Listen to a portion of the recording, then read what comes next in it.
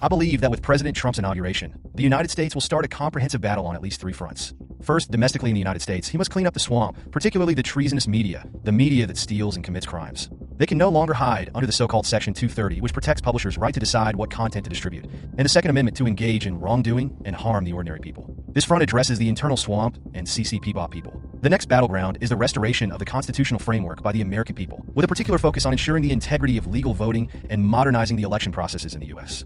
We need to improve the system so that such events don't happen again. At the same time, we must identify individuals behind the scenes and have them severely punished. This is an international, state-level crime, and no one should be spared, whether they are from within or outside the U.S. On the third front, I hope for a comprehensive recovery of the U.S. economic sector. A full economic recovery means confronting the truth about COVID-19 and finding its origins. To have a comprehensive recovery of its economy, the U.S. has to decouple from the CCP. I hope he launches these three battlefronts simultaneously. Another issue is that I believe after President Trump's inauguration, he will face two of the most pressing questions in the world. Where did COVID-19 come from? We need to uncover the origins of the virus. The U.S. election has been controlled, and the media has been controlled. There has been a collective theft of American democracy and the electoral system, with the aim of gaining control over the U.S. government. Simultaneously, they also orchestrated and instigated the most significant biotechnological crisis in human history, which is the CCP virus. We need to uncover the root cause of this issue and scrutinize the media's collaboration with them, as well as the U.S. medical professionals, particularly in light of the absurdity surrounding this purported vaccine. The people and the world deserve an explanation. Let people around the world believe that the U.S., the government, and its democratic rule of law are truly reliable, not the CCP, Wall Street, the lying CNN,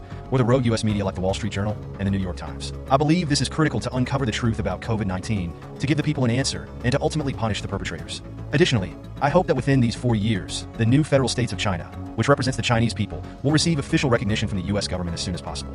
At the same time, we must dismantle the firewall that the U.S. has built to enslave the Chinese people. We need to rapidly expand and strengthen the entire G-series, such as G-News, GTV, G-Coin, G-Dollar, and G-Clubs, to make them powerful forces that serve as a bridge of civilization and friendship between the American and Chinese people. At the same time, the new federal states of China will not disappoint the American people with our efforts and everything we build. Americans should take a close look at the declaration of the new federal states of China. Our ultimate goal is to establish a 1,000-year civilization agreement with the United States and the West.